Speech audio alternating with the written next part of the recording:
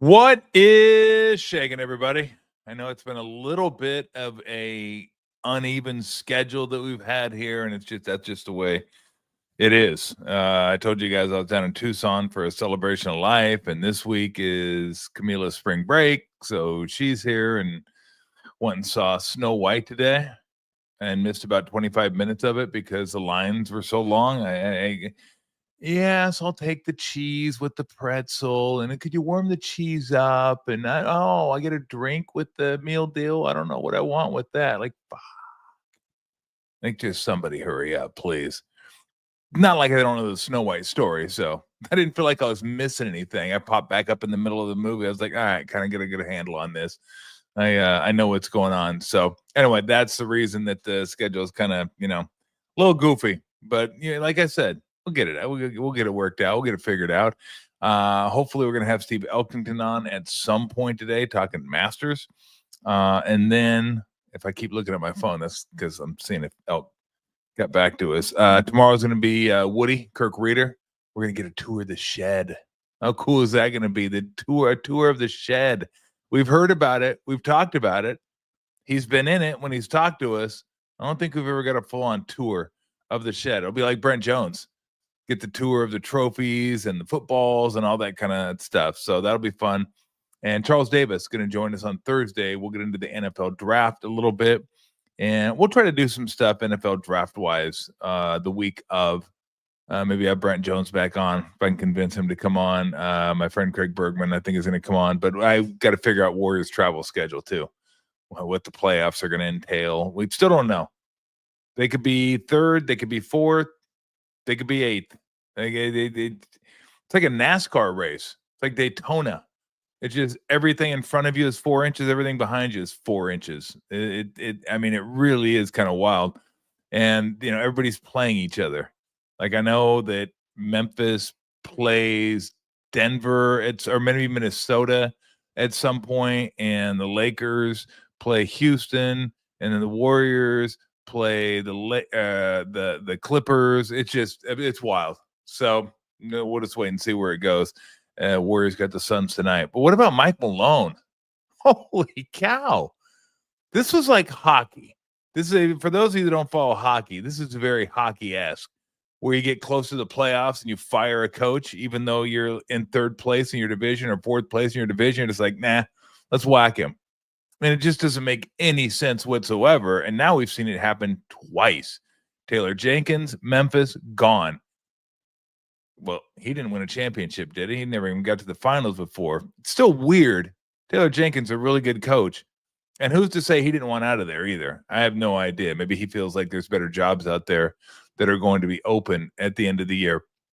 But Mike Malone, he has a ring, and they got rid of him and Calvin Booth, the general manager. So I don't know. I don't know what's going on. I don't know. Usually usually there's a number of things or a couple of things that could happen as to why a coach get fired. The obvious is you're not very good.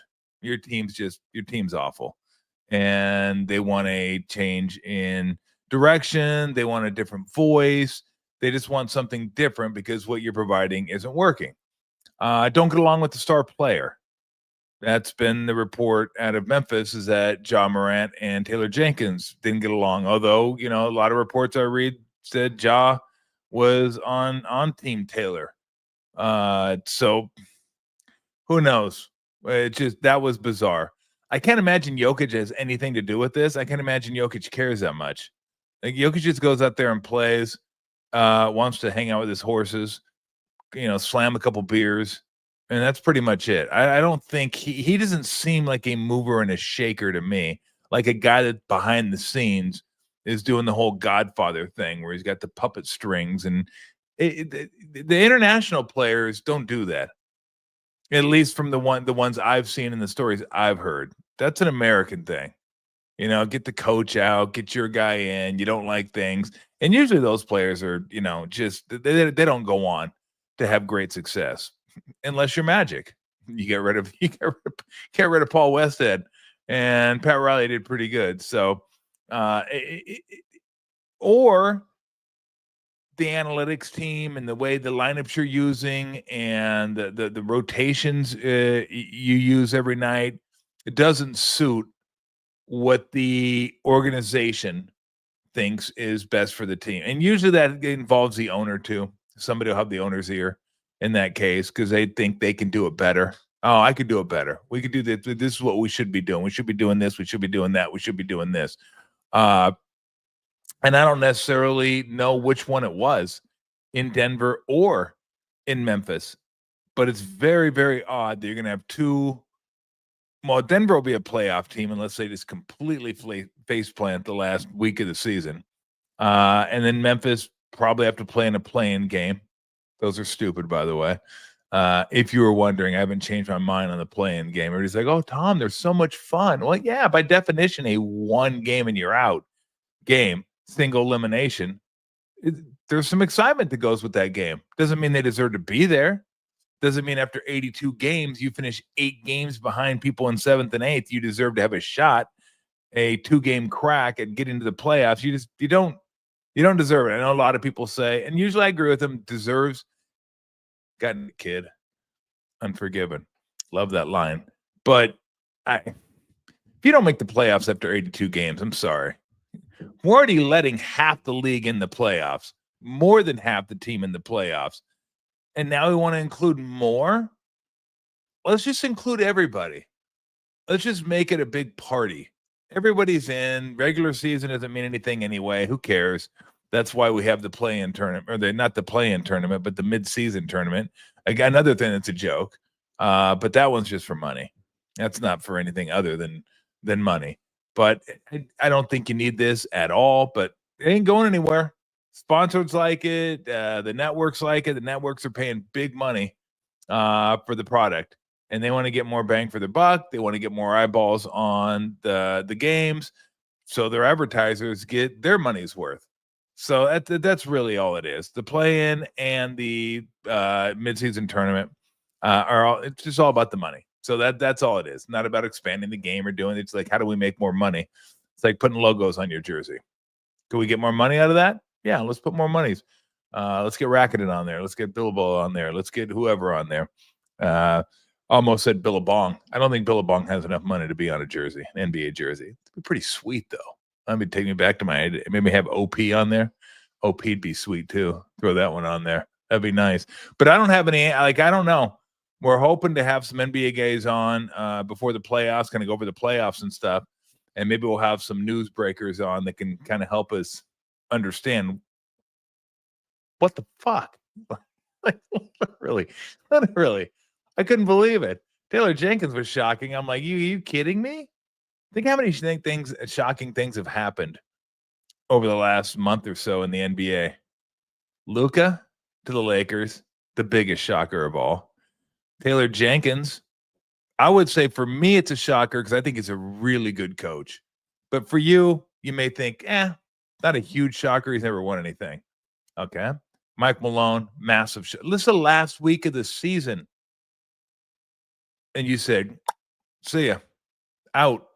And he's won a championship. So circumstances are different with him and Jenkins. But yeah. I don't. Yeah, it is wild. So anyway, we'll see how that affects the Nuggets. Maybe they have guys they want to interview, and maybe they have guys that they don't want to be like behind. Like maybe there's somebody out there that they want to take over their organization that's already out there. And they're like, hey, we don't want to drag this thing out. As soon as the season's over, we want to boom. So it wouldn't surprise me if them or Memphis already have their sights set on somebody. Maybe it's the same person. And maybe the Nuggets knew they didn't want to continue on with Mike Malone and thought, okay, we'll just kind of see how this goes. But there's a certain person we have our eye on, and we want to make sure we hit the ground running once the offseason starts. And the thing that really upsets me about Denver is Stan Kroenke has already won a championship, already won a Super Bowl. Like, they have money. They're going to go over the cap. They could do whatever. I'm not saying you can make any trade you want, but you could. I mean, they can make different trades. Put it this way.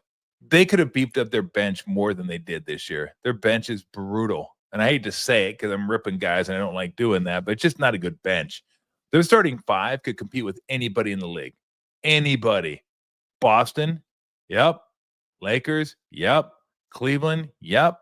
Thunder, yep. Warriors, yep. I mean, their starting five is loaded. Jokic, Gordon, Porter, Murray, Brown. It's as good as a starting five can be. I mean, it really is. And they got a little bit of this, a little bit of that. I mean, they really do have, and look, they've lost some games now, but Murray's been out for the past couple weeks. But you stick, of course, you stick Jokic in there with a poor hobos like me, and you could win 50 games. Trust me, that's how good that dude is. If you just know how to play basketball a little bit, he's going to help you out. He's going to get you some buckets and all that kind of stuff. So, I mean, I'm just, obviously, you guys know I'm a massive fan. Two favorite players to watch in the NBA today, Jokic and Steph. Those are the two guys that I just never grow tired of watching. All right, let's see. We do have a text. So it looks like 3:00 ETA for Elk is what he's saying. So he just said probably can do it in 45 minutes. So we'll send him a link and we'll see if we can get a hold of him. And then we'll do a little Masters preview in about 40 minutes. We'll send link in 45. Let me get to Draymond. Because that one, I usually don't get too exercised. For those of you that don't follow me, you'll know this. Hold on the highlights for a second for me. And then I'll get to that in a second. But for those that do follow me or have listened to me forever, you understand a couple of things. One, I don't rip coaches unless it's this an obvious mistake that a coach would make. I just don't. And I don't rip the officials very often. I just don't. I was a player. I played. You try to fight through it. Yeah, you get upset with the officials. Yeah, you get upset at the coaches sometimes, but you're the ones out there with the ball in your hands. You're the ones that are playing. I just hate it. And wait till the playoffs come around. That's all Twitter is. Twitter idiots bitching at referees and coaches. They'll bitch at their own coach, and then they're getting screwed by the referees. Literally every fan base. I mean, it's a bunch of idiots that don't know what they're looking at. Or because they got their websites and they're, I know what I'm looking at. I know what works. I know that guy official calls a lot of these fouls. That's a terror. Let's blame him. But what I'm going to get into, no way is a shot at the Rockets, because the Rockets won that game against the Warriors. But I just don't do this. I don't do it very often. Because I don't like to get into the whole discourse. Again, it's just mind numbing. To me, it's mind numbingly stupid. Is that we go on Twitter during the NBA playoffs? Oh my Lord, it is. Oh, that guy sucks. One of the worst officials in the game. How could you call that? You can't call that in that situation. Oh, what are you doing? Or the coach. How could the coach sub him in? How could he sub him out? What is he doing with his rotations? Why did he call that play? Why didn't he double? Why didn't he do this? It's just, everybody has, because fans have more information than they ever have had. And that's because of, analytic sites. They just break things down for you. And they do explain what plays coaches run, what frequency in which they run them, what their rotations are like, what combinations work better, what 3-man combinations, 2-man combinations, 5-man combinations, all that. Doesn't mean you can play them every game. Every game's not the same. Okay, it just isn't.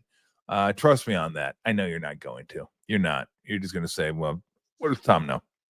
He just played.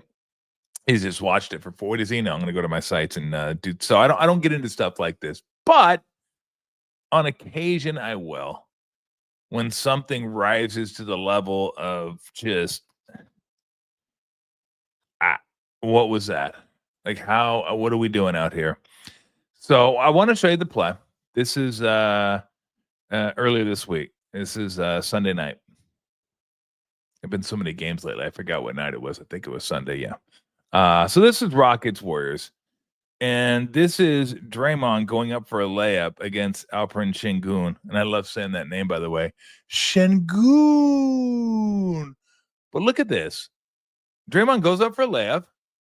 Şengün sticks his face in there and gets clipped with an elbow. We used to say, get your beak out of the way. I mean, unless you want to get hit. Now, it wasn't really Şengün's fault. It wasn't really Draymond's fault. Just, you're in the wrong area at the wrong time. To me, he's inside the restricted area. That's probably a foul on him, for my money. If you wanted to call a foul on Draymond, okay. You get the elbow out there, and I know how sensitive everybody is with the head and neck area nowadays. So you hit somebody in the head and neck area, you're probably going to get a foul. So I could even buy that. The fact they called this a flagrant is so absurdly stupid that I just wonder, could they? Now, let me explain this to you. I think it was Ben Taylor that was on the mic after the review and said that Draymond came in with speed and there was a windup. How is that a windup? I have no idea how that's a windup. And that's not speed. That's going up strong. It's not going up soft. Now, if you want to go in there and not have your elbow out and just show Şengün the ball, put it right in front of his face, guess what? You're going to have an NBA logo tattoo right on your forehead because he's going to throw it right back at you. Like, you got to protect the ball. And that's how you protect the ball, by getting big. And of course he's going to go up with force. Of course, like I said, that's called going up strong, not weak. You get big, you get down and you explode. You explode into the layup because you're trying to go through Şengün. You're trying to go through him. You're not trying to jump over him. You're not trying to pull up for a jump shot. You're trying to get to the rim, and you're trying to force contact. So the fact that that was the explanation was he came in with speed and there was a windup, I would have just rather said, look, it was Draymond. We called it because it was Draymond. Do I think that's the case? Probably not. But at least it would have been more satisfying than speed and windup, when literally, unless it's the definition of windup changed anytime in the last month or so. I don't think so. So I'm not sure that it's not. It's not. Now, this could go back to the first half where him and Şengün were wrestling on the out of bounds play. And they got into it, and Draymond ended up picking up a tee on that play. So I don't know if that had an effect on this play, but this is just, that's a joke. That's an absolute joke. That's just soft right there. All right, I think people probably get the picture now. I think we've shot like 15 times. They're probably getting more and more mad as they see it. But it bothers me when you can get up in somebody and I can't take my elbows and put them like this and twist. Let me get out of my chair and show you something real quick. I don't know if we're going to be able to get this. I don't know if you're going to be able to get this because I might be too big for the camera, but I'm going to go ahead and duck down a little bit. So usually what you do is have your elbows out like this with the ball, right? And then you'd pivot. You'd pivot right, pivot left, back pivot, forward pivot. Now, obviously, I'm not doing all this at once because I'd have traveled about 8 seconds ago. Hello, I'm here. I'm not here. I'm back again. Hello. Goodbye. So I'm down. It's going to hurt my quads. I got to be honest with you. God damn. Wish I was in better shape. Lactic acid really builds up quick nowadays, doesn't it? Oofa. Okay, so you're down like this, and there's a difference between this, swinging them, and just holding the ball and pivoting. That's it. And you can't even clip a guy when you pivot nowadays because they're so concerned with the head and neck that anything around the head and neck is going to be adjudicated differently. I'm okay if you're swinging them. If you're swinging them, fine. Flagrant. I'm good with that. It's dangerous. Like back in the 80s, you used to swing them. You got the point, though, in more ways than one. You got the point. And guess what? You didn't do it again. You didn't stick your beak in there because you were going to get clipped. Guys would just no doubt clip you right on the bridge of the nose and the cheek. And let me tell you something. The point of the elbow hurts like hell. I got a few of those from Bill Cartwright. Now, he didn't do it on purpose, but he was just, pow, pow, pow. And I was like, damn, Bill, you're killing me over here, man. I'm like trying to guard him down. And I was right at that height, too, because I was guarding centers and I was shorter than a lot of these guys. And, it was like dodging arrows. Like, here he's spinning. You get down and make sure I'm not catching an elbow. Because, again, elbows hurt like hell. They hurt like hell. So I'm okay with that. Swing them, flagrant. But if you're just going up, like Draymond goes up like this. So he's here. He's coming this way on the baseline. That one way. I don't know. It's like I point one way on the computer. It's not the way I'm pointing. So I'm pointing the wrong way. Like, look at that. How come I'm pointing the wrong way on the computer?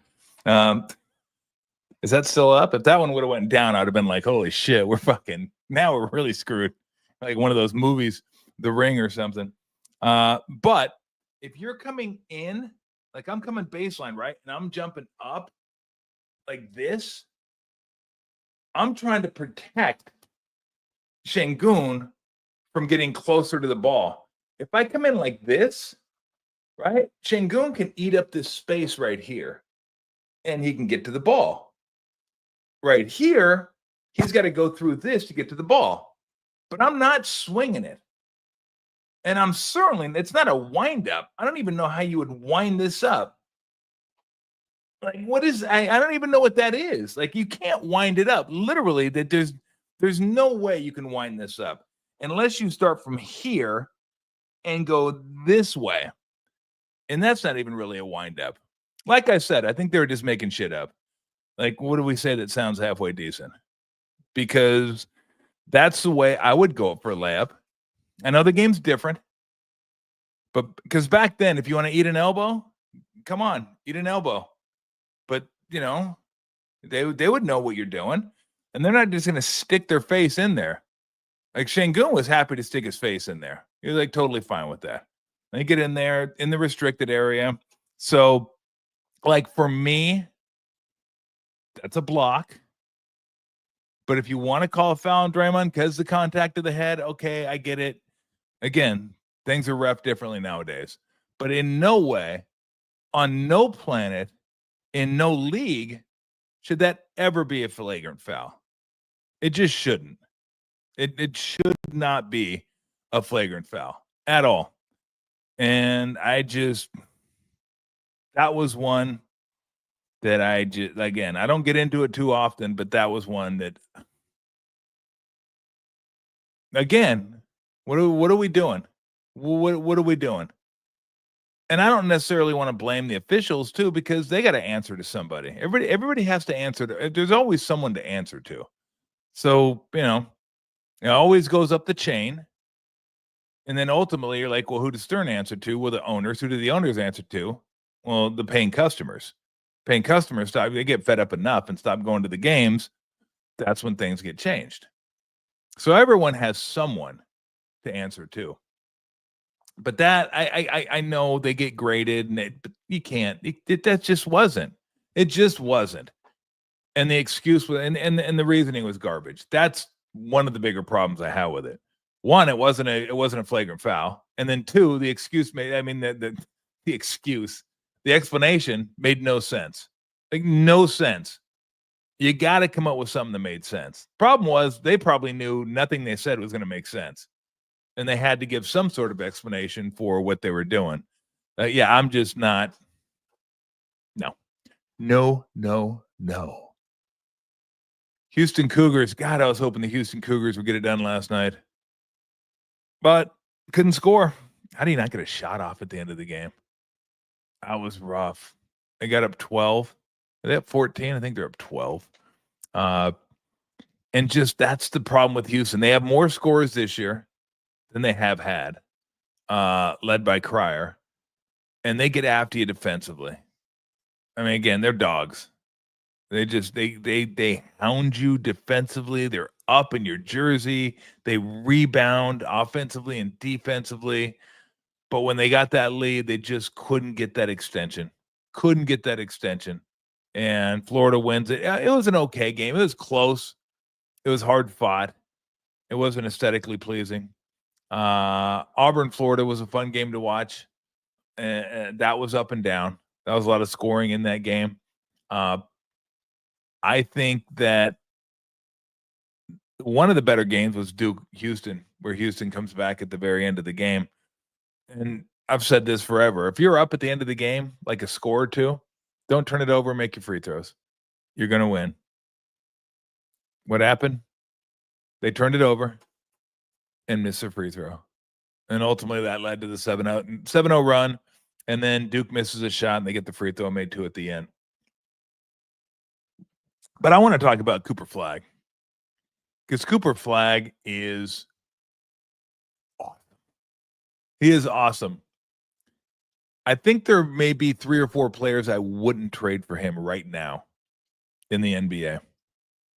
That's it. Like 3 or 4 guys. I'm not sure who they are. Probably start with Wemby. And then I'm not sure the other 2. I thought about it, Jokic and Shea, and maybe a couple of, but because of his age and because of how he plays, I mean, this guy is legit. I heard somebody say today, depending on the system he gets to. The system? He is the system. You kidding me? This guy's going to fit into any system. Any system. I'm going to tell you why he's going to fit into any system. Because he competes his ass off. He's got an incredible basketball IQ. He's big. He's long. He has vision. He can shoot. He has defensive awareness. He has great footwork. He has a nice touch with his left hand and right hand. He's aware off the ball defensively. He can guard multiple positions defensively. And anything else that I'm forgetting, he can probably do. I mean, this guy is incredible. Like, if this guy isn't a multi-time All-Star, and if he stays healthy, if he's not like a Hall of Fame type guy, then I'm not saying he'll make the Hall of Fame, but like a Hall of Fame type guy where it's just like, 7 or 8 All-Star games in a row, some All-Pro teams, first team All-Pro, stuff like that. Like, this guy, I haven't been impressed with a college guy in a long time like him. In a long, long time. In fact, he may be the next American-born player to win an MVP in the league, because there's going to be another international player this year. Doesn't matter who it is, whether you think it's going to be Jokic or you think it's going to be Shea. One of them. You got Serbia and Canada. So there's another. I think that's 7 years in a row now that the best player in the game is not from the US of A. Personally, I don't care. I just want to see the best players. I don't care where they come from, where they hail from. You could be from Canada, you could be from Argentina, you could be from Serbia, you could be from Bosnia, you could be like where. I don't care. Just as long as I get a chance to watch you guys play, then I'm good with that. I know a lot of people are like, oh, what's happened to basketball? Well, I mean, we do win the gold medal. We still have the better players overall as far as quantity, and they're high level. Of course, they're high level. I mean, look at the USA team. I mean, Jason Tatum's a really, really good basketball player. He didn't even play much on that team. Not because he can't play, just because of fit. I mean, somebody had to sit on a team like that. And no knock on Jason Tatum whatsoever, how good this guy is. I mean, he is a fantastic basketball player. I mean, that's a guy that's heading toward a Hall of Fame career. So it's just the best player, which is wild, is been the last 7 years is been a foreign-born player. Cooper Flagg may change that. He may change that. Just please don't go to the Wizards. Please don't go to the Hornets. I'm trying. I mean, he's going to be in Utah, right? He's got to be in Utah. It just fits. All right. You got the whole Utah thing there. You got Cooper Flagg thing there. What I'm saying is, white. Yeah, come on. It's got to work, doesn't it? I mean, have you ever seen the crowd in Utah? Whiter than a David Duke cocktail party. I mean, you kidding me?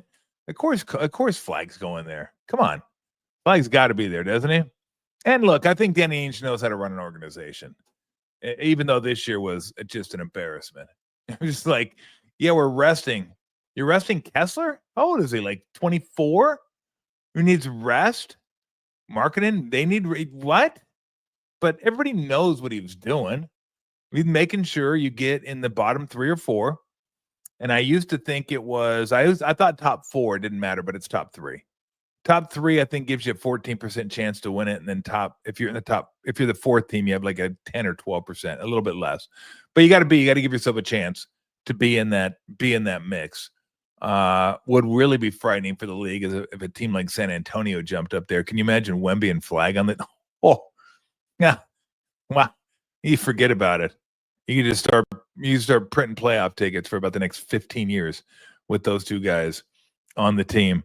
But yeah, I want to see him go to a competent organization so he can thrive. And the Hornets have not been competent. And as a fan, I have no interest in watching him play with LaMelo Ball, like at all. Zero interest in watching him play with him. Oh my goodness. Yeah, Daniel said the same thing. Wemby was destined to be a Spur, Flag destined to be a Jazz. It just seems that way, doesn't it? Just seems like it should be a Jazz. Get him and Kessler and Markkanen out there together. Oh my gosh. I'll have to think of a joke for that before I throw that line out there. Got a good line, but I got to think of a good joke. I was going to say, it's not a good joke. I'm going to save it. I'm going to waste it. It's got real potential. It really does. But yeah, Cooper Flag, I couldn't have been more impressed watching that guy play. Could not have been more impressed watching that guy play. And he gone. He'll be gone there. And that's the thing about college basketball, right? It's still fun. Tournament's still cool, even though the tournament wasn't great this year in terms of upsets and stuff. And I love how people say, oh, is this how it's going to be? The NIL, the transfer portal, we're just going to have number 1 seeds. Like, easy. It's been 1 year of this happening, okay? Give it a couple years. Let's give it a couple and see how this thing works out. It last happened in 2008, I believe. And that's the year that Kansas beat Memphis in overtime. I think the 4 number 1s advanced. But so here's the problem you're having, though, with college athletics is players are staying longer than they have before. Why? Getting paid. You're getting paid, you're going to stay a little bit longer. You don't have to go to the NBA and make back end of the first round money or second round money. You can stay, get your NIL money. What does that do? Okay, so now you got more scholarship players that are staying on your roster. So you're not having as much room for transfers or freshmen when your roster turns over every single year. Where do they get their players? Transfer portal, and they get a lot of them with mid-majors. What's up, Pip? A lot of them mid-major schools. So if you're a coach, would you rather have a freshman or a mid-major freshman, or like a freshman incoming, or somebody who's already played their freshman year at a mid-major that you can play at the collegiate level? Well, I'll go ahead and take him then. So that eats up a spot for a college freshman. So now a lot of these college freshmen are going to, they're almost like feeder schools, the smaller schools now, because there's not room for them at the higher level. So now a lot of the players that used to go to the mid-major schools, you can go JUCO or even go Division II and then transfer from there. So it's just the fact that players are staying in college longer now. It's kind of clogging things up, or they didn't used to. So that'll be something that's kind of interesting to watch and see how that goes. But they got to do something just because. And look, I said they got to do something because it upsets me a little bit when I'm watching it. And the guy's played for his 4th team in 4 years, 3 team in 3 years. What do you want? You don't like beer. You're not a fan of beer. And for those people that are listening, not watching, Pippi thought she'd stick her nose in my beer and see what happens. She's done it before. Maybe she likes the hops. I don't know. Huh. Hey, Pip, you screwed me up. I had a good point. No, I didn't. I had no point. I was done at that point. Now, what I was going to say was, I say it kind of upset. It didn't upset me that much. I don't give a shit. I don't watch that much college hoops to really care anymore. Uh, but it is crazy when you see somebody playing for a school and it's the fourth school they played for, and they don't care about the system. They don't care about anything other than NIL. Give me my money, and that's cool. Joby says my dog loves IPAs. I don't think my dog. I've never given my dog IPAs before. Trust me, I ain't giving Lou IPAs. I ain't giving her anything. Lou's already a wackadoodle, so we're just gonna go ahead and leave Lou, leave Lou snoozing. Lou's fine where she's at. I give the bunny an IPA. No, I'm not gonna give the bunny an IPA. We might do a show. You know what? We might do Thursday outside if it's a nice day. Ogden was saying everybody likes the outside shows. I like the outside shows too. We might go there and try one to solo, see how it works if the weather is good. But we're gonna do some more outside shows coming up. One of my buddies will join me. We'll do some draft stuff and we'll do some stuff. You good? Oh, God dang it, Pip. Put the tap down. Put the tab down. Okay. Let's try to keep this PG-13. Por favor. Sweet kitty. And the other one's the other one's around there. They're around here somewhere. But Pip comes in a lot, like when the door is open. She'll come in and just chill. But Kid doesn't come in very often. Although we did have a surprise appearance from the bunny last week, in case you weren't watching. And any show we do outside, the bunny just kind of joins us and kind of says, "Hey, what's going on out there? Everybody doing good? We good? Yeah, we're good." So Pip's having a good time. By the way, before we get Elk, and hopefully we'll do that in about 13 minutes. Let me look at my phone here, see if we're gonna get. Oh, he just texted me. Oh, you texted him. Okay, he just said okay. So he'll pop up at some point. Does everybody like the new? This isn't new. This is a couple years old. I just don't go to movies as much as I used to. Does everybody like the assigned seating in movies now? Because it went kind of haywire on us today. We thought we got seats in the very back of the theater, and we got the very front row. Very front row. And let me say this. Unless you are disabled in some way or a kid, let's say under 10, maybe under 11, and you're sitting in the front row, chances are you will be arrested at some point during your life. Because there's no reason to sit in the front row of a movie theater. None, unless you're psycho. Unless you're psychotic, there's no reason to sit in the front row of a movie theater. Who would sit in the front row of a movie theater unless you're a kid? Or again, you have disabilities of some sort. You got to be down in the front. There's just, why would you want to sit that close to a massive screen that you got to keep turning your head to see the entire picture, entire screen, and it's bright, like too bright. So anyway, that happened to us. We thought we bought last row, we bought front row. So you know what happened? We walked to the back row. Someone was sitting in the seats we were assigned, supposedly. And we said, excuse me, I think you have our seats. No, they didn't. They had their own seats. So a little embarrassing. So you walk up one side, and then you walk down the other side. And then I go, oh, there's 3 seats over there. Let's just sit in those 3 seats. Wouldn't you know it? About 20 seconds before the movie's about to start, 3 people walk in the theater. I'm thinking, please don't. We're in their seats. So we moved again. We're like hobos in the movie theater. We're just like bouncing around. So we finally went to the back row and sat there. And I'm like, the first, I couldn't even enjoy really the first 10 minutes of the movie. I'm just waiting for people to turn the corner and come walking up there. I'm like, don't walk up here. Just leave us alone, please. I don't feel like relocating again at the movie theater. So, happened to the days you just show up at the movie theater and whatever seat's open, grab it. Just grab a seat. And the whole assigned seating thing. And I know it's a little bit different now because a lot of them are the loungers and people want to, they want to make sure they get middle. And I'm a back row guy, by the way. Back row guy. Just that sounds kind of weird, but just give me in the back row, just as long as it is it. Let me read this message real quick. See it, Kyle said, "It's on the front row. It's because the last seats left when Titanic came out. 3 seats left for a movie. My neck destroyed." Yep, absolutely. That's a horrible mistake, and that's on you, Kyle. That's unacceptable. You should just come back for the next. You should have come back for the next viewing. 3 hours and 45 minutes of the front row at a movie theater. No, thank you.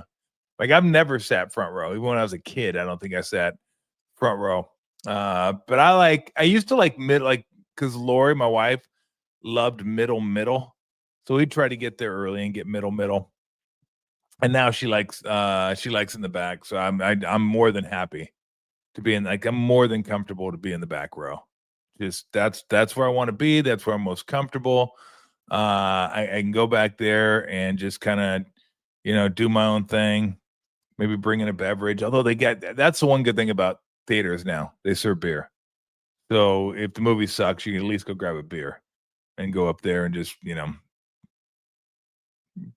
get your IPA on in the back row. And Alameda Theater has good beer. I think they got some Faction over there and they got some other stuff. So I didn't have one today. I thought it felt kind of weird having a beer at 11:30 watching Snow White. I don't know. That screams problem, doesn't it? Doesn't that scream problem? Like, I'm drinking a beer at Snow White at 11:30 with my granddaughter. No. I mean, not that there's anything wrong with that per se, but it just seemed wrong to me. Like, at least maybe to make it a 5:00 movie, and maybe make it a PG movie. And then, yeah, Snow White. You're sitting there, pounding an IPA. Probably not. So I waited till I got home to have my Mount Nelson. It's a nice cellar maker pale ale. Very, very, very, very tasty, by the way. So anyway, before we get to elk, I always love the Masters too, by the way. Just same course every year. I know he said it rained earlier this week, so hopefully it'll be dry. I haven't looked at the weather in Augusta. And usually the thing about the Masters is one of the big boys, right? One of the big boys is in contention at the end. It's not a tournament where you get someone who is a first timer, or you get someone who's a no name, or you get someone who just got hot. They may get hot for a couple days, but 4 days, like, knowledge is king there. And the more you play, the more these guys know. But that's the cool thing that I like about the Masters. It could be Scheffler and McIlroy at the end. My pick, I came up with a pick last night, and I'm like, I got to take somebody. There he is. My son said, let's go see Minecraft. Have some Racer 5s. Let's not. Is the Minecraft like a kids movie, or is it not a kids movie? I don't know if it's a kids movie. But that I think Minecraft was starting at like noon today. That's why the whole concession line was a mess. And everybody was there to see Minecraft. And I'm not sure if they serve Racer 5s, Wakiti. Not positive about that. They might, but I know they serve Faction. But I was looking. I was trying to find who am I going to bet on. It just makes it so much more fun to have a little skin in the game when it comes to Masters, because you get such great odds on everybody, right? Unless it's Scheffler. I think Scheffler's like 3.5 to 1, Rory's 6 to 1. But I need somebody at least like double digits, right? And I thought about Justin Thomas. My buddy said, "Hey, Justin Thomas been playing pretty good. He's been playing okay." Jordan Spieth always seems to get some love at the Masters because of his wizardry around the greens and his creativity, his shot making ability. So, I looked into him a little bit. You always got to look into Koepka just a little bit because the guy's such a stud in the majors. DeChambeau. Although to my recollection, I didn't really look at him because I don't know that he's done all that well. I don't think Augusta has been great to him. So I didn't go him. Again, I took Shoffley. I missed on him last year. He's a guy I bet forever, and then I didn't bet, and then he finally won. Yeah. one of those type deals. So I took Colin Morikawa. Morikawa's been playing well. He's not a bomber, but he's really good around the greens, really good with his irons. And I sometimes you just get the feeling it's someone's time, like they're good enough. Cantlay is one of those guys that I always figure like Cantlay's got the game to win at these courses. And I didn't take him. I think if I take somebody else, I'll probably take Thomas, maybe like a top 10 or something like that. But I went with Morikawa. I went with him. It seems to be the we've seriously. We just got done rooting on the hometown boy. Thank you, Max. Alameda Cinnamon is not a race 5 faction. Okay, yeah. Now they got Trimmer there too. Trimmer's pretty good beer. Trimmer's not bad. I kind of like them for just a regular lager pilsner style beer. But Faction's got a lot of good pale ales too. But no, I think sometimes it just feels like it's time for someone. I just feel like that for Morikawa, and he's been playing well. I like a guy to at least be in decent form. Now, I mean, if I was going to bet, everybody had the same odds. How do you not bet Scheffler? And Scheffler is just ridiculous, and how he does it with his feet moving, it's just still insane. You watch him, you're like, I know now. I mean, it doesn't surprise me anymore what he's doing, but yeesh, how is he doing? How's he pulling that one off? And I like Scheffler too. He seems like a good guy. I mean, he's kind of a god squatter. Not really my thing, but he just seems like a genuine guy, like a nice guy, like my type of guy to go out and have a beer with. Probably Rory. You get the Irish dudes, get out there, go to the pub, have a drink, and I kind of like Rory, but I can't take him. He's only 6.5 to 1. I got to get somebody that's and Morikawa, I think, was 14 or 15 to 1, 14.5, something like that. So I just said, let's go. And hopefully Elk will enjoy that. Hopefully he'll endorse that pick when he comes on. And so there you go. There's my pick for the Masters, the 2025 Masters. And I will probably watch most of Saturday. And then Sunday, the Warriors got the Clippers, which I didn't see tonight. If Kawhi was playing, I know they're thinking about that. I thought they would probably rest him because they have the Rockets. I think they get the Rockets tomorrow,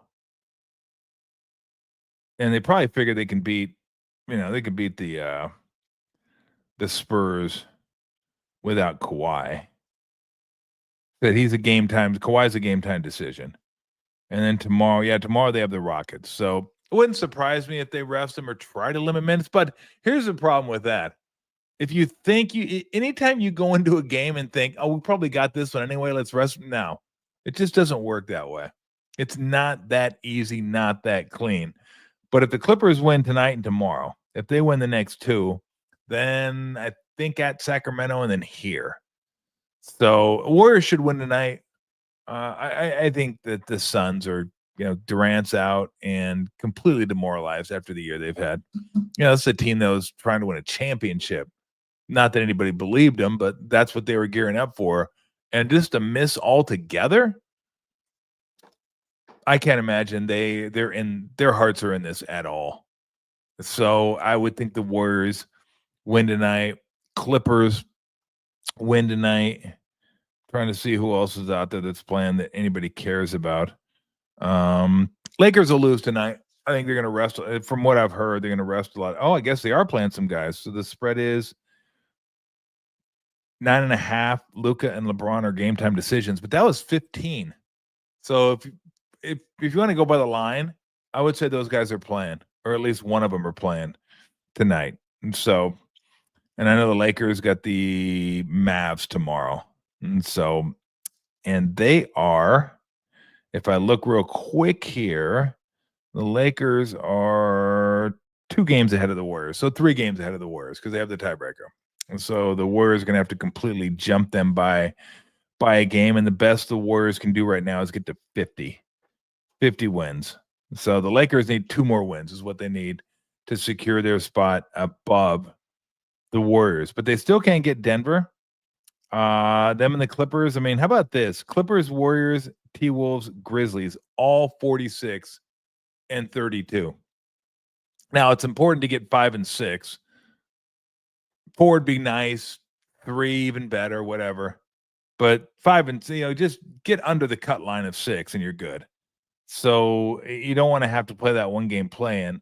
Not that I think the Kings or Mavericks are threats, but you don't want to take a chance. Warriors lost two games at home. Can't remember what year that was. Lakers and Memphis. And I didn't think they'd lose those two either. I did not think they'd lose those two. I thought those two would be like gimmies. We're good. Moving on. Didn't work that way. I want to say it was Lakers first and then Grizzlies after that. So you get to 6, you're good. I mean, you're going to be playing Denver, Lakers if you're under 6. Denver, Lakers, Clippers, Memphis, Minnesota, and then 2 of them are going to be stuck at 7 and 8. Now, I don't mind being at 7 if you get in, because I still think the Rockets, as good as they looked on Sunday, are a team I wouldn't mind, digging into come playoff time and really dissect them and try to figure out offensively how to stop what they're doing. Because offensively, I think they're going to be really kind of hot and cold. Oh, we have Elk?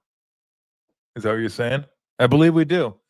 So he's a man who likes his he liked his Houston last night. He probably enjoys his Houston Rockets as well. A man who enjoys all things Houston. We're joined by PGA winner, Players winner, and a man who just has, sickeningly to me, still has one of the greatest swings I've ever seen, Steve Elkington. What's going on, Elk? And a national championship loser last night. You said the Cougs were going to do it.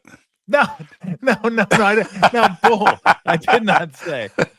You said, what do you think? And I said, I like them. I did not say they were going to do it. Don't offer that out there. You're right. But I wanted them to. That hurt. Yeah, it was, once they got that 12-point lead, Elk, they just could not get any extension. They went really cold, and then Florida got them. And then it just came down to who could make a shot at the end or who could get a shot off. That was the most disappointing part, that Houston didn't even get a shot off to either tie it or take the lead. That hurt. Yeah, that hurt. That was very disappointing. And Florida had some big guys. They were running in some fresh guys, and we got in foul trouble. And look, I'm telling you about basketball. That's funny. It's like me telling you about golf. Yeah, that's why I'm on here to talk about golf. So let's start off with this year. Is there anything new at Augusta? Certain holes that are going to be playing a little bit differently, or tees that have been moved back that people should look for? I think there's a few tees moved back, although you never get any confirmation much on that. I remember once when Davis Love and I went to go play Augusta on the way to play in the Players Championship one year, and we were standing on the first tee, and Davis Love's like, Elk, this tee's like 30 yards back. And I'm like, is it? And he goes, yeah. And right then the chairman, Billy Payne, walked out, and Davis Love said, hey, Billy, did they move the first tee? Is this tee being moved back? And Billy Payne said, oh, I don't think so, Davis. And he said, well, they've either moved the clubhouse or the first tee, one or the other. So they don't really tell us, but, they had a terrible storm that went through here. It wasn't a hurricane, but what it was about 60 tornadoes went through Augusta and like devastated the town. It's been terrible, but, Augusta got really hammered. The town and the course did too. To give an example, the 16th hole had this huge tree fall in the middle of the green, and when they tried to get the tree off, it ripped up the whole green. It speared into the green, so they had to rebuild totally from scratch the 16th green. Now think about that for a second. Think if your backyard wasn't too good and you wanted to rebuild it real quick and have it ready for the Masters. I mean, could you get it back identical? And I spoke to Tom Fazio today that did the work, and he said, and I spoke to Ben Crenshaw because he was consulting on it, and it's basically identical. A couple of the players have said that there's a tiny bit more room up on the back right corner, which is a very nasty pin, and the front right is even a little bit steeper.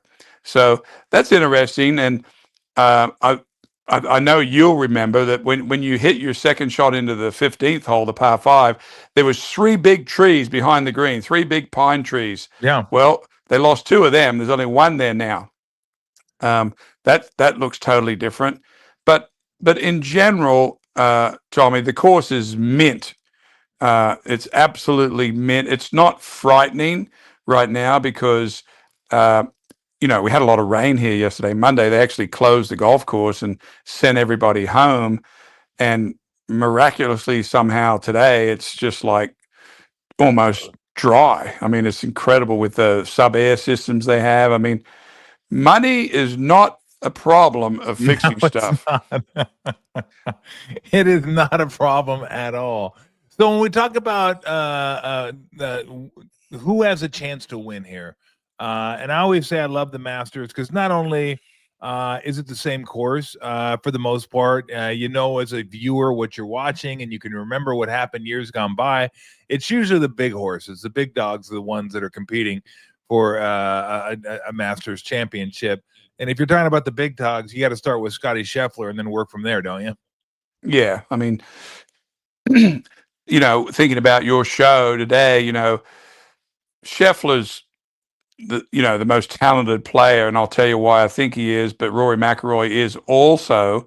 But where they're sort of miles apart slightly is their emotional, their emotions. And Scotty's a real even keel. He doesn't get, he's probably the most equipped emotional player I've ever seen to play the Masters. Not only has the most shots, but he's just non-emotional. Rory, on the other hand, needs the Grand Slam. He's feeling pressed. He's gifted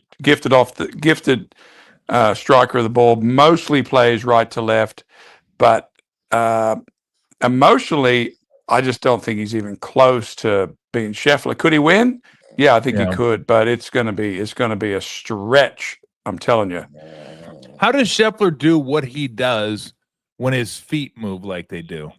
The feet moving, if you took your shoes off and you were in socks on a slippery floor and you started swinging a golf club correctly, it's a big ask for you. I appreciate that. Yeah, and you had the pressure in your feet moving correctly, you would probably mimic his footwork. You would.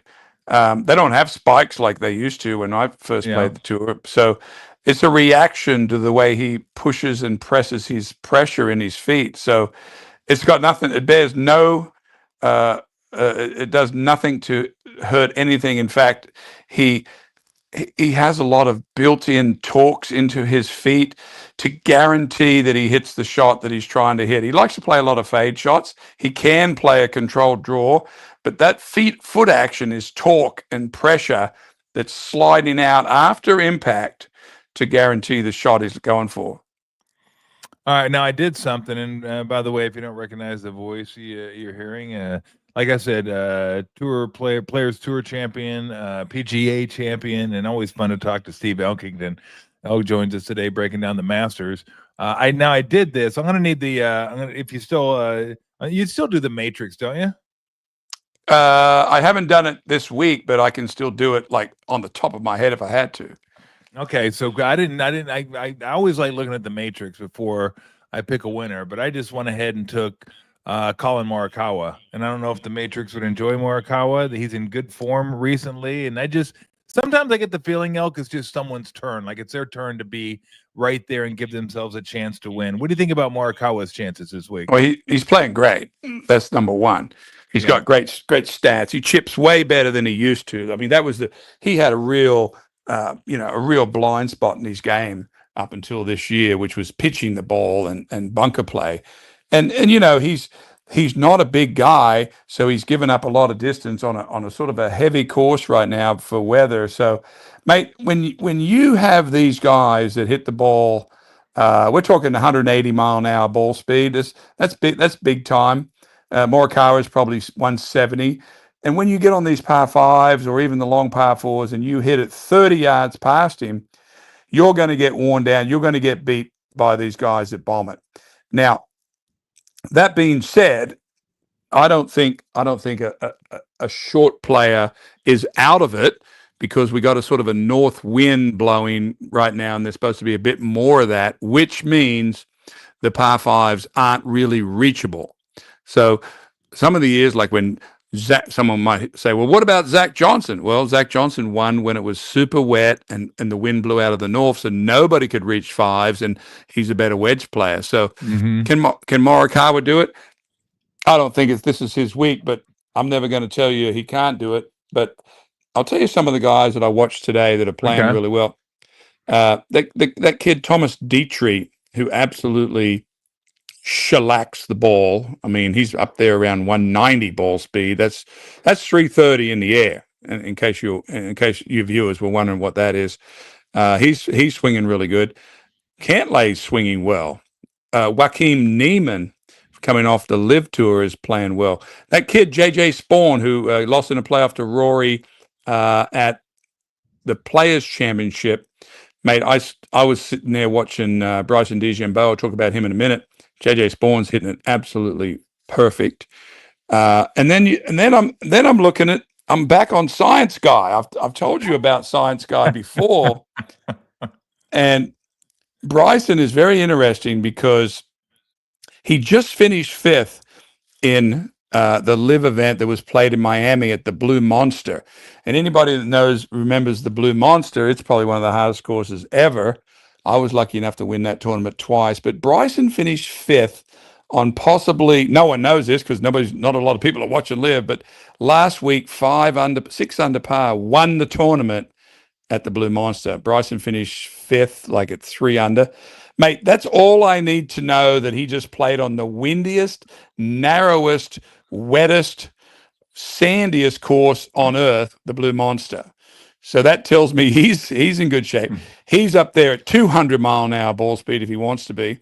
That's massive. And he's hitting it great. I watched him hit 100 balls today with his 3-wood, and that he's flying about 285, 290 into a slight wind today.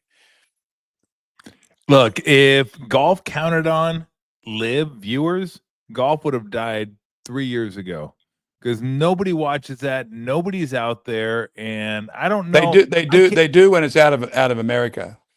It's massively. Oh yeah, it's massively popular in Australia. In Australia, massive.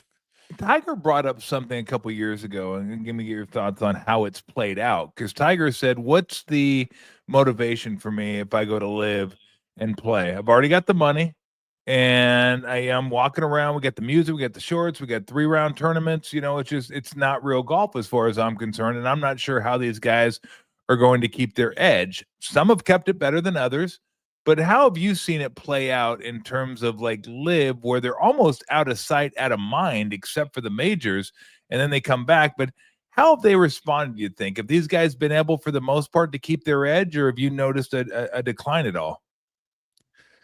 Well, it's a fair question. There's one argument would say that, Dustin Johnson is not as good a player as he was when he went to Live. There's another argument that says that Bryson DeChambeau came and won the U.S. Open, stole it right out from under Rory McIlroy last year. Rahm hasn't played that well, but I think he won the Masters when he first went to Live, or was it just before or after, one or the other? But there's a lot of star players on Live. I mean, let's not get carried away.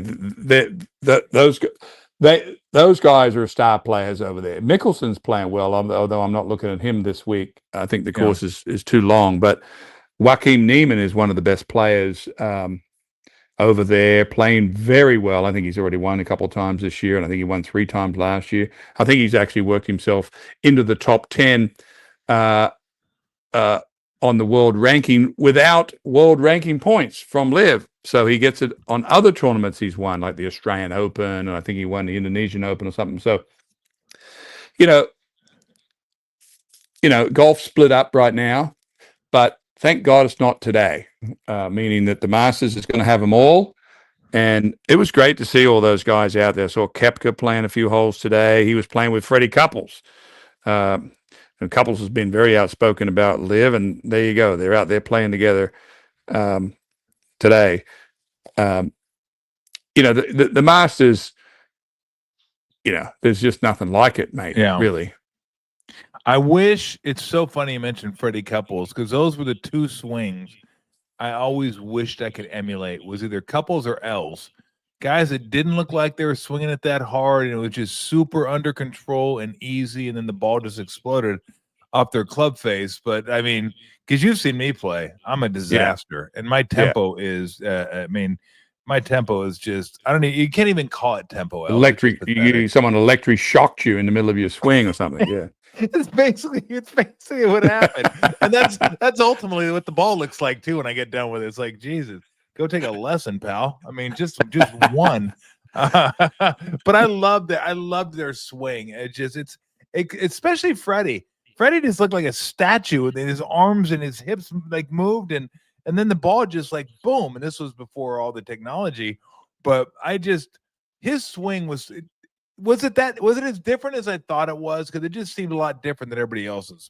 Well, he played a variation. He sort of stood up, open stance, used very little leg action, lifted the club up abruptly, and then once he got halfway back, then he made a shoulder turn, which sort of made the club go right across the line, and then he put the club in the normal position, and then he whipped it through with a low finish.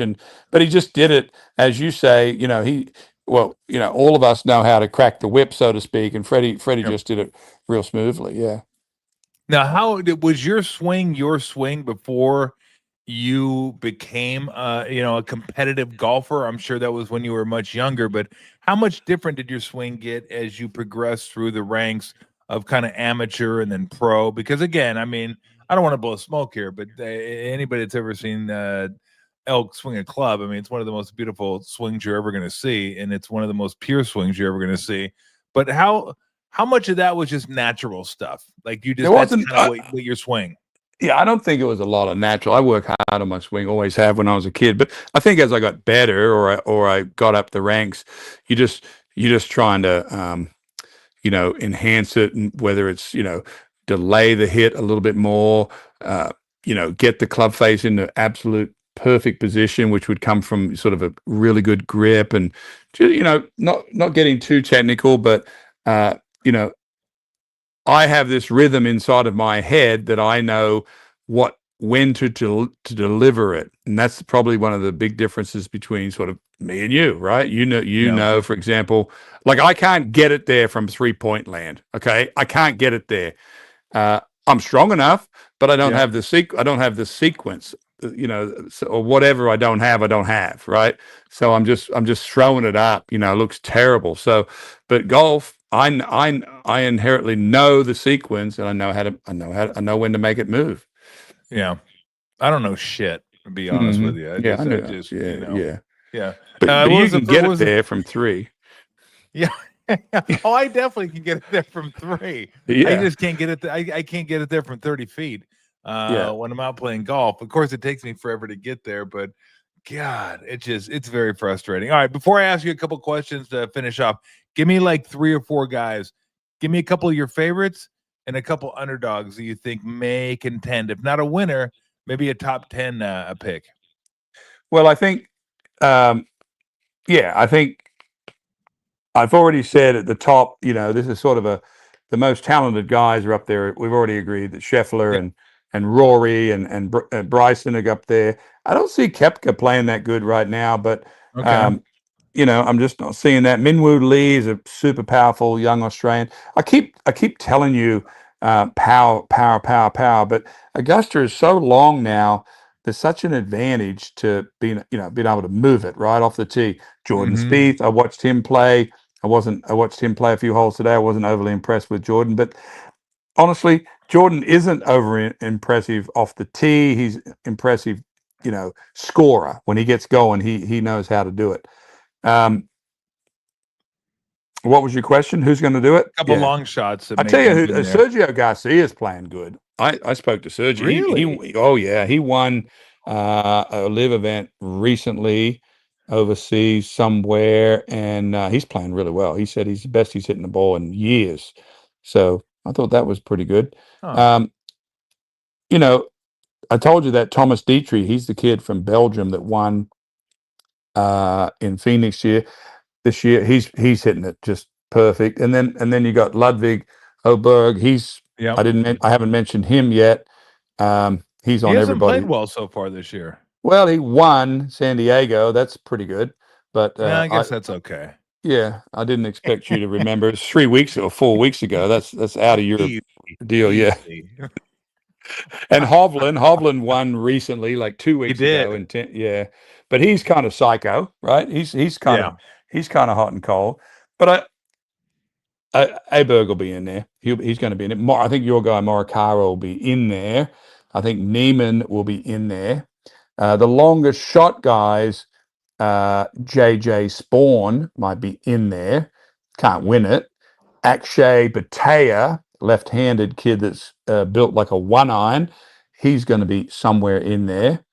Christian Bezuidenhout from South Africa probably was hitting the ball. My son and I sat there for 2 hours today on the range, which is not a bad gig because you got beer. No. It's like being at a stadium, And Boysenhout probably hit the ball the best at the pins because for the viewers out there that don't know this, the range at Augusta is simulated holes. There's like the fifth hole out there, one of the hardest driving holes on the course. Big bunkers up the left, and you've got to curve it left. That's on the range with trees up the right and the left. That's just one piece of the range. Over here, there's another piece which is second shot at 13 up that way. So we're watching guys sort of simulate their second shots and tee balls. And when you see a guy hit 50 balls onto a green from 200 yards, that's impressive even for me. All right, give me a couple what? shots. A couple shots you remember most vividly from the Masters, good and bad, if you can remember. And what are the mine shots or anyone's? Yeah, yours. Oh, my. Well, I had two good tournaments there. Or I had a few good tournaments, but I finished second. Sorry, I finished third twice. But I played with Jack Nicklaus 1 year there in about 98, and Jack had.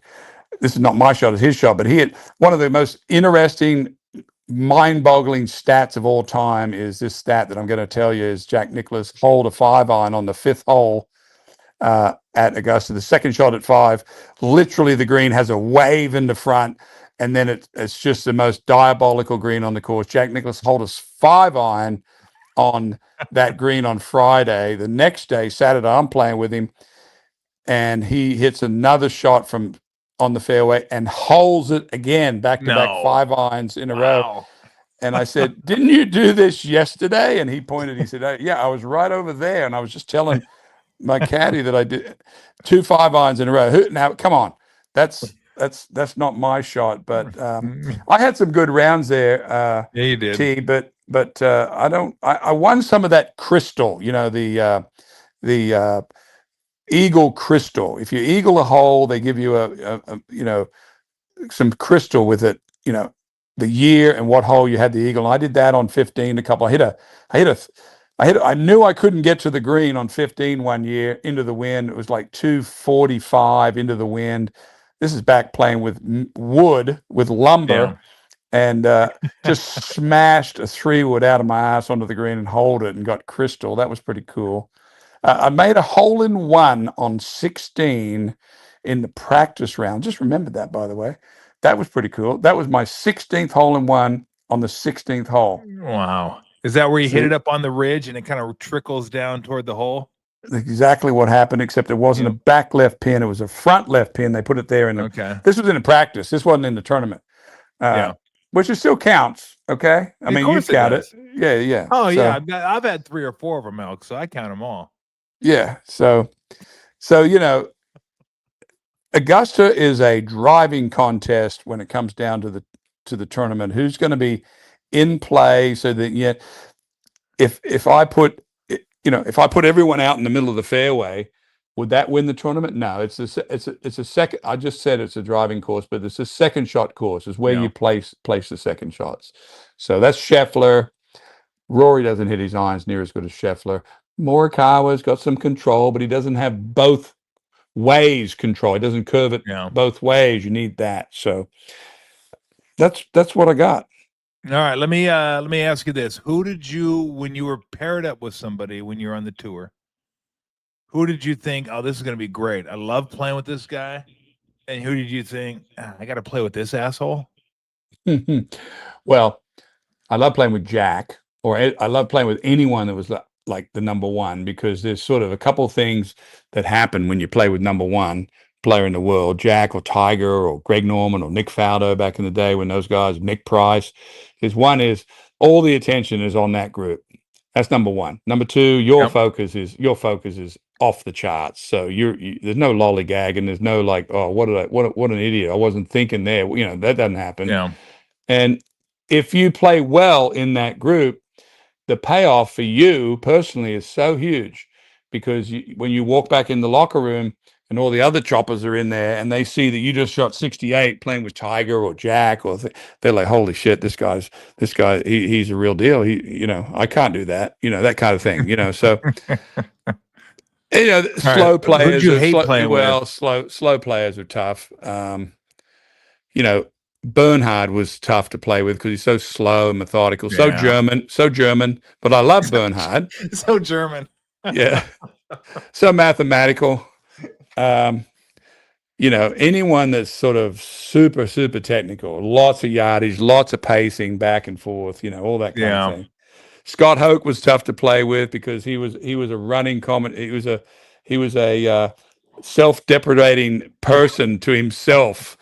So after he'd hit a shot for the next 200 yards, he would talk bad on himself, which we do. We just do it quietly. He do it out loud. Oh, that's hilarious. Yeah. That is fun. So you played, I never even asked you this, but you played with Tiger? Oh, tons of times. Yeah. In a tournament. So what was the difference between playing with him and playing with Jack? Same intensity.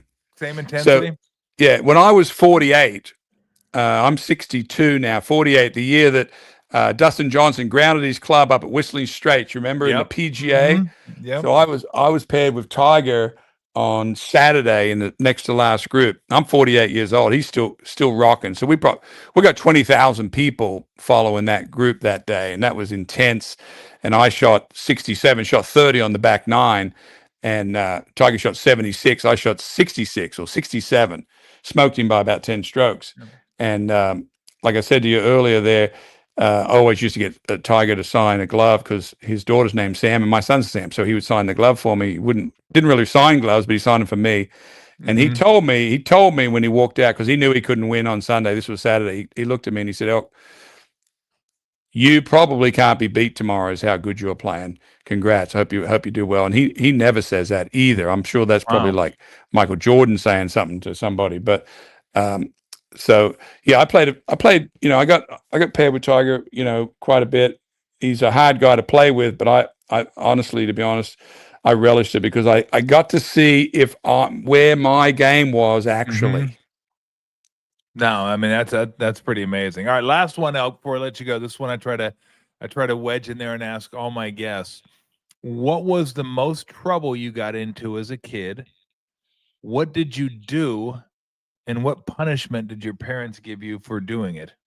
Oh, I think that's easy. I mean, back in the day in Australia, back in Wagga, I think I'd say probably smoking cigarettes when I was younger. Mum would catch you with them, and then the worst punishment was the clubs would get locked in the trunk of her car. That's hurtful. That's worse than last night's loss. How old were you when you were smoking the cigarettes? Probably 14 or 15, 16, somewhere in there.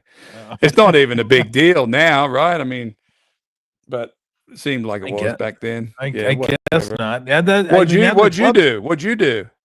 Well, I mean, hit a two iron from my yard, and I broke the neighbor's window, trying to go over the house and smashed the window. That was bad. That wasn't good.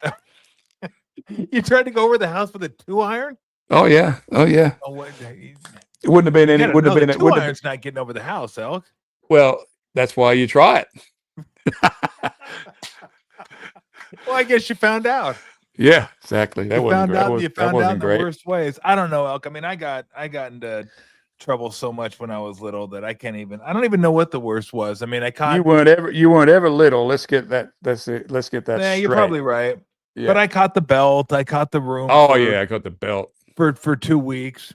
Isn't it funny how people think like, because you can't spank anybody anymore. Like our generation was just ruined. Like how in the world did we even make it through getting spanked? And I always tell people, I go, well, because when you got spanked, you learn not to fucking do it again. That was just basically that simple. But I mean, they look at me like my dad was a barbarian. I'm like, hey, I love my dad. I mean, I'm glad he did it because I was a little shit a lot of the time, and my mom mom was that. I remember my brother was 2 years older, got me drunk, and he was drunk, and we came home late, and then he wanted to cook in the kitchen, and he had all the eggs and everything going, and I'm shit faced. I'm about 14, and my mother woke up, and she came in there, and she grabbed the saucepan or the frying pan that he was cooking all that shit, and hit him over the head with it, knocked him out cold. What? You're kidding? Knocked him out? Knocked him out cold. Well, he's already shit faced. He just went down, and that was pretty bad. Yeah, that's a solid one. When my mom, I made the mistake one time because apparently I was an idiot at the point. But my mom pulled out the belt and whipped me, and she wasn't that strong, so I laughed, and then she just goes, "Oh, you think that's funny, huh? Wait till your dad gets home." I go, God, why am I such an idiot? Why didn't I just act like it hurt? Why didn't I at least just take a knee, go down on the knee and roll over? Yeah. Yeah. I laughed at it, and then I got my dad, and then my dad was doubly pissed off because I laughed at my mom. So I was like, that was just so stupid. God, what an idiot. What an absolute idiot. Oh God. You remember the 80s? You remember the 80 Olympic USA versus Russia? Oh yeah. Yeah, I watched that from I didn't watch it. I listened to it from my bedroom because I was in trouble for doing something stupid. I'd be in my bedroom for 2 weeks, and I asked my dad. I go, "Hey, I'll give you 4 more days if you just let me watch the USA Russia game." Nope, sorry, can't get. Sorry, I'm not gonna do it. So I had to listen to it on the TV from my. I was just Anyway, it's fun, but I've never been knocked out by a saucepan in the middle of the night. Frying pan. New one on me. Frying pan. Frying pan. That is good stuff. When he wakes up, this all better be cleaned up by one time I get up. That is great stuff. Oh my goodness. Yeah. Hey, have a great time down there. You gonna be back up in the Bay Area anytime soon? When I do, I'll be calling you, and we're gonna go out and have one more look at that action of yours. See you know. Well, I'll tell you what. We'll look at that action. We'll definitely go out and get a couple pints. Yep. All right, mate. All right, Steve. Thanks very, very much. I always appreciate the time out. Yep. All right. Have a good week. That was Steve Elkington. And wow, that was some kind of story right there. Shit-faced at 14, go in the kitchen, cook. Mom wakes up, takes frying pan, knocks brother out because she hits him over the head. that was something. Wow. All right. So here's the schedule for this week. And by the way, would I bet Morikawa if I would have talked to Elk? Yeah, I don't know. But I still probably would have. I that's the thing about golf. You don't got to bet a whole lot. But let's get some if we want to get some comments too. If Max wants to do some comments up there, I can answer some questions. You got any questions about the Warriors playoffs?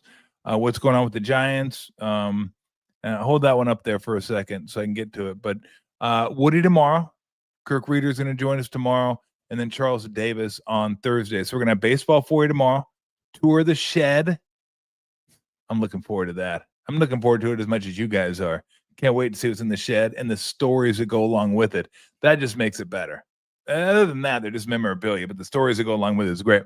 And then Charles Davis will join us. And we'll talk to Charles, too, about his move from the NFL to college football because Gary Danielson's retiring next year. This will be his last year doing college football. And then we will get Charles Davis. And Charles is just a super cool dude. Really cool guy, really good commentator. So it'll be fun to talk to him about the NFL draft and the Niners' needs and where he thinks they might go. Maybe who are some of the good defensive linemen, offensive linemen, linebackers. They might even get a receiver. Who knows what they're going to get this year, but we'll talk to Charles about that. So, all right, if we have any questions, I know we just had a comment on there, but I didn't get a chance to see that because it disappeared. There it is. Hey, Tom, about to watch Freaky Tales right now. Just watched Sleepy Floyd game on YouTube a little while ago. Saw your young ass on there. You haven't aged a bit. Well, I got news for you. One, I have aged a bit. Two, I wasn't in that game. That was before I got to the Warriors. So I don't know who you're seeing that was on the court, but I was not part of the Sleepy Floyd game. Sleepy Floyd game was 2 years before I got there. You sound like Bill Walton a little bit. We interviewed Bill one time. He goes, "Oh, I remember Tom Tolbert, the elbows." And I said, "Bill, I never played against you. You're high." He goes, "That may be." Bill was incredible. So yeah, and then we're going to try during the playoffs. I'm going to try to do something that, again, we'll figure this out, and Daniel and Max will help me, but I'm going to bring some gear on the road, maybe just a computer or whatever, and then do some post-game reaction in the hotel room. We can figure it out. I think that'd be kind of cool. I'll just get on there, talk about the game for like 15, 20 minutes. You guys could ask questions, and we'll wrap it up. I'm not doing it an hour. I'm just not. Okay. I want to go out and drink. I want to go out and hang out. I do have a life, but I do want to do it and talk about it. And here's the thing. I think people sometimes get on the air and talk about a game for like an hour and a half. I can't. It's a game. It's one game. It's still one game. So we're going to do it for probably 45 minutes, half an hour, 45 minutes. But I do want to get questions in there. I do want to get comments in there about the game. I'll keep reminding you this. Keep your comments about the players and coaches, or the referees and the coaches, to a minimum, because I don't play that. I don't do that. And so, all right, do we have any? Oh, thank you, Dom. I appreciate it. We are in the finals of our Serial Killer Invitational. So a little light last week. I want you guys to beef it up this week. Zodiac versus Bundy, 9-2. Now, come on. Is Zodiac going to take this thing? Hometown kid? He took down Dahmer. That was a monster upset. Number one seed going down. And then he takes down John Wayne Gacy. We're a little light. I think because his show was a little light last week. We didn't get a lot of traction, but I'm hoping to get more votes than just like 150 per. Hoping we can get at least 300 for this, since it is the finals. We're going to crown our first and last champion of the Serial Killer Invitational. Bundy, the 2, coming out of the Northwest bracket. I think he did most of his killing up in Seattle. So we'll call that the Northwest bracket. And then the Central Valley. Well, not really Central Valley. It's more Central Coast, California, Zodiac. Look at the West Coast representing in the Serial Killer Invitational. West Coast. Yep, yep. How do they do that? Is that what is that? Is that what Snoop does? One of these deals? West Coast. Okay, that's ridiculous. Like 59 doing that. Although Snoop's probably Snoop's probably not too much younger than I am. So there you go. Zodiac took down John Wayne Gacy. Bundy's just kind of rolling. Bundy has not been challenged yet. I have a feeling that he's going to be challenged here because everybody seems to love the Zodiac. Bay Area kid, Cinderella story. He took down Jack the Ripper by 59 votes, and then took down Jeffrey Dahmer by 3, and then took down Gacy by another 51. So we'll see. I mean, Bundy should be a heavy favorite in this one. Massive. David Ryder says his girlfriend has a postcard from Manson. Ooh, that'd be interesting. She interviews, profiles criminals, and writes reports for lawyers. Wow. I bet you that's something. Do you have it framed up in the house? That'd be a little spooky, wouldn't it? Have that one? Yeah, and then the reason people were asking, why isn't Manson in here? I had to cut it off somewhere. That's just what I went with. I did not expect Zodiac to be where he is, though. Again, I underestimated the local aspect of Zodiac. So there you go. It's up. It's up on Google, up on Twitter. The number 9 versus the number 2, Bundy and Zodiac. And again, Bundy is just rolled. He's rolled by 105. He's rolled by, what is that, 155. And then he's rolled by 45. So it's not even close. This guy's like the Hoyas. Feels like a Villanova Georgetown matchup, doesn't it? Like Ted Bundy's the big bad Hoyas. You got David Graham. You got Patrick Ewing. You got Brown. You got, and then Zodiac feels like Ed Pinckney, and the Jensens, both Jensens. And who was the big guy for that Villanova team? It was the white dude, looked like a bear, like hair on his shoulders and everything. And God, what was that guy's name? Can't remember his name. But him and Pinckney were like the 4 and the 5.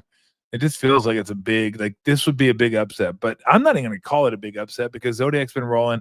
And I know people that have voted for Zodiac before are going to continue to vote for Zodiac. David said, yeah, I think she's got the Manson autograph and or letter in a little frame.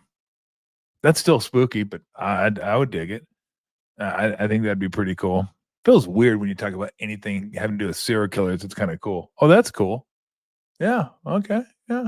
Do that. Put in a little frame. So, all right. So vote. Let's see if we can get the winner to at least have a couple hundred votes. And I again, if I'm betting on this, Zodiac's got to be the favorite just because of what I've seen so far.